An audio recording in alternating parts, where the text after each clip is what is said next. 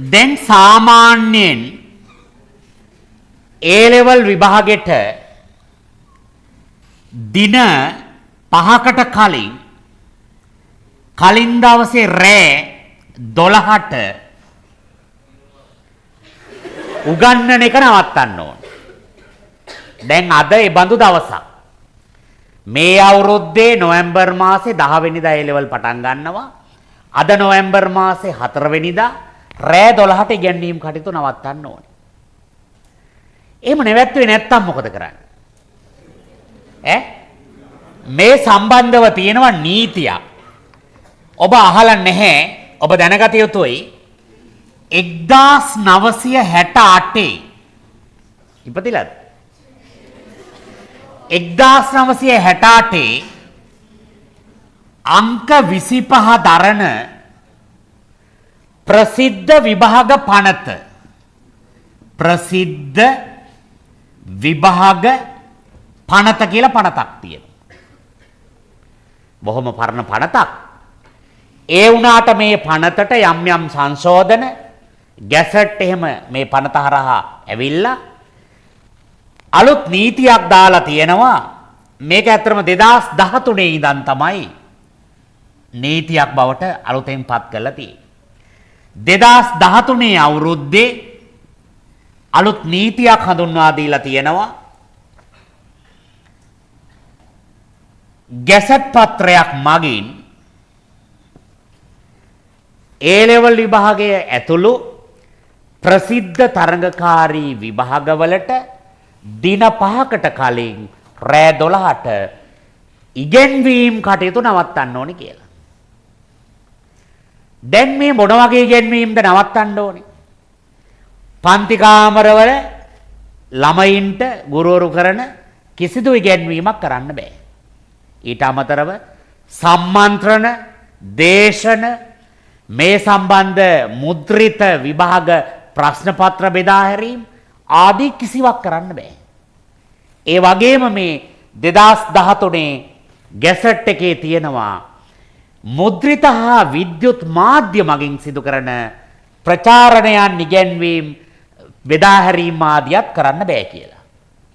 ඇයි මෙහෙම පනතක් ඇතුලේ ගැසට් එකක් අලුතෙන් හඳුන්වලා දුන්නේ? ඕගොල්ලෝ අහලා තියෙනවා අපේ රටේ විවිධ විභාගවලදී යම් යම් විභාග අකටයුතුකම් සිදු වෙලා තියෙනවා. සමහර වෙලාවට ප්‍රශ්න පත්‍ර පිටස්තර පුද්ගලයෝ අතරපත් වෙලා තියෙනවා. ඒ හේතුවෙන් සමහර විභාගවලට ඒ ප්‍රශ්න සියල්ලට ළමයින්ට ලකුණු දෙන්න සිද්ධ වුණා සමහර අවුරුදුවල. සමහර අවුරුදුවල මුළු පේපර් එකම කැන්සල් කරලා අලුතෙන් පේපර් එකක් වෙන දවසක තියන්න සිද්ධ වුණා. ඇත්තටම මේකෙන් හානියක් වෙන්නේ කාටද? ඒ අදාළ ළමයින්ට. ගොඩක් වෙලාවට මේකට සමාජයෙන් චෝදනා එල්ල වුණේ උපකාරක පන්ති ගුරුවරුන්ට. ඒ වුණාට පාසල් ගුරුවරු අතිනොත් මේ ආක්‍රමකතා සිදු වුණා. ඒ වගේම විභාග රාජකාරී කරන කාර්ය මණ්ඩලය අතින් විභාග පේපර් මුද්‍රණය කරන කාර්ය මණ්ඩල අතින් පවා මේ අකටයුතුකම් සිදු වුණා. ඒ හින්දා තමයි මේ 2013 ගැසට් එකක් මගින් 1968 අංක 25 දරන පනතට අදාළව මේ තහනම ගෙනල්ලා තියෙන්නේ.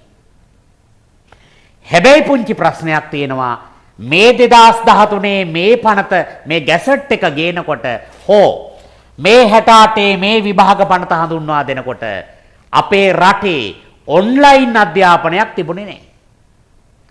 Zoom එකෙන් හෝ වෙනත් මොකක් හෝ ක්‍රමයකින් අන්තර්ජාලය ඔස්සේ ඉගෙන ගන්න ක්‍රමවේදයක් තිබුණේ. දැන් දරුවෙකුට මේ විභාග කාල සීමාවේ ඉගෙන ගැනීම තහනම්ද? නැහැ. තහනම් මොකක්ද? ඉගෙනවීම තහනම්. එතකොට ඔයාලට නීතිය අනුව ගැසට් එක අනුව යම් වීඩියෝ එකක් නැවත නැවත දාලා බලන්න බෑයිද? පුළුවන්. එතන මොකද්ද තහනම්? ඇත්තරම මුද්‍රිත හා විද්‍යුත් මාධ්‍යයෙන් මේ වැඩ සිදු කිරීම දක්වා තමයි ගැසට් එකේ තියෙන්නේ. නමුත් අද සමාජ මාධ්‍ය තුලින් විවිධ ගුරුවරු ඉගැන්වීම් කටයුතු කරනවා. ඇත්තටම ගුරුවරයෙක් ඉගැන්වීම් කටයුතු මොනියම් හෝ ආකාරයකින් සිදු කිරීම මේ කාලවකවානුව තුල සදාචාරාත්මකත් නේ. දැන් ළමයි ඕන තරම් ඉගෙන ගන්නනේ අවුරුදු ගාණක් නේද? දැන් ළමයාට දෙන්න ඕනේ ස්වාධීනව එයාට වැඩ ටිකක් කරගන්න කාලයක්. අපි උපකාරක පන්ති ගුරුවරු විදිහට මේ නෛතික සීමාව සමාජ මාධ්‍ය තුල නව මාධ්‍ය තුල නැති වුණාට අපි දැනගන්න ඕනේ ඒ බඳු පන්ති සංවිධානය නොකර ඉන්න. හැබැයි දැන් රේඩියෝ එකේ ටීවී එකේ නම් උගන්වන්න බෑ කියලා නීතියක් දාලා නවත්තන්න පුළුවන්. හැබැයි සමාජ මාධ්‍යයේ මේ මොහොතේ ලයිව් උගන්වන්න නැති වුණාට ඔබට ශිෂ්‍යෝ විදියට පුළුවන් මේ ඉගැන්වීමකට ප්‍රවේශ වෙන්න. ඒකට සීමා කරන්න බෑ. නෑ මම නැවත කියන්නේ ඔබ ඉගෙන ගන්න එක සීමා කරන්න බෑ. හැබැයි අපි උගන්වන එක නීතියෙන් සීමා කරලා තියෙනවා මේ කාල සීමාව තුල. එතකොට අද රෑ 12 ඉඳන් විභාගයේ පවත්වලා ඉවර වෙනකන් 2025 අයට උගන්වන්න බෑ. මේ 1968 අංක 25 දාට ප්‍රසිද්ධ විභාග පනත යටතේ 2013 අතිවිශේෂ ගැසට් පත්‍රයක් තුලින් තමයි මේ සීමාව පනවලා තියෙන්නේ. හැබැයි මේ සීමාව නෛතිකව ආවරණය වෙලා නැහැ නව මාධ්‍ය සමාජ මාධ්‍ය කියලා. හරිනම් ඇත්තටම මේ ගැසට් එක දැන් වෙනස් වෙන්න ඕනේ. නමුත් එහෙම වෙනස් වෙන්න ඕනෙත් නෑ ඇත්තටම. අපි උපකාරක පන්ති ගුරුවරු විදිහට මේක දකින්නේ මේ වැඩේ ඇත්තටම හොඳයි. ළමයෙකුට උගන්වලා ඉවරයක් තියෙන්න පේන්නේ. ඒ ළමයාට ඉගෙනගත්ත දේ මෙනෙහි කරන්න යම් අවස්ථාවක් දෙන්න ඕනේ. දැන් ඕගොල්ලෝ දන්නවා මැතිවරණයේදීත් මේක කරනවානේ. මැතිවරණ ප්‍රචාරය කරලා නිහඬ කාලයක් දෙනවා. ඒ නිහඬ කාලය තුළ ප්‍රචාරය කිරීම තහනම්. හැබැයි ඒකත් මොකේද තහනම්? ගෙයින් ගෙට යාම, පත්‍රිකා බෙදීම, ජනමාධ්‍ය මගින් ප්‍රචාරය කිරීම තහනම්. හැබැයි ඔබ දන්නවා නව මාධ්‍ය සමාජ මාධ්‍ය තුලින් මේ ප්‍රචාරය සිදු වෙනවා. නේ? ඒකටත් යම් එහෙම සීමාවන් තියෙනවා. තිබුණාට ඔබ දන්නවනේ නව මාධ්‍ය සමාජ මාධ්‍ය සීමා කරන්න අමාරුයි.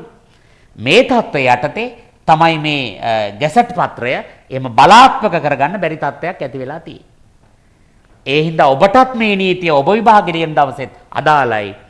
අනේ දරුවනේ මේ කරන වැඩක් විභාගෙට දවස් 5කට කලින් ඉවර කරගන්න. මේ දරුවන්ට කියන්නේ. ඒ වගේම අපේ ගුරුවරුත් දැනගන්න ඕනේ විභාගේ කටේ තියන් දැන් සමහර ගුරුවරු කරනවා හෙට විභාගේ කියලා අදත් උගන්වනවා. දැන් හෙට විභාගෙට යන ළමයා අද රෑ එහෙම උගන්වමින් තියාගත්තාම මොකද වෙන්නේ? ඔන්ලයින් ක්‍රමේ මේ කරන්නේ. ඒ ළමයාට ඒක අවාසි සහගතව බලපාන. ඒ හින්දා ගුරුවරු වන අපිත් දැනගන්න ඕනේ මේ දිනවකවානු වලදී ළමයින්ට මේ වැඩ ටික කරගන්න ඉඩ දීලා අපි ඊළඟ පන්ති වලට උගන්වගෙන යන්නේ. දැන් මෙච්චර මේ දවස්වල උගන් ඉඳලා නේද? තව උගන්වන්න ඉතුරු වෙලා තියෙනවා නම් එයා මං හිතන්නේ එහෙම හොඳ දක්ෂ ගුරුවරයෙක් කියලා කියන්නත් බෑ අපිට. කොහොම වුණත් රටේ පවතින මූලික නීතියට අපි හැමෝම යටත් ඔබයි මායි. එතකොට මේ නීතිය හදලා යම් නියාමනයක් සිදු කරන්න හදනකොට ඒක උල්ලංඝනය කරමින් ඊට පරිබාහිර දේවල් කරනකොට ඒක දරුවන්ට සිදුවන අවාසියක් විදිහට තමයි ගුරුවරයෙක් විදිහට මම නම් දකින්නේ. ඒ හින්දා ඕගොල්ලොත් මතක තියාගන්න මේ නීතිය ඔයාටත් එනවා ඔයාගේ විභාගෙට දවස් 5කට කලින්. පැහැදිලි නේද? හරි. දැන් එතකොට අපි මේ නීතිය යටතේ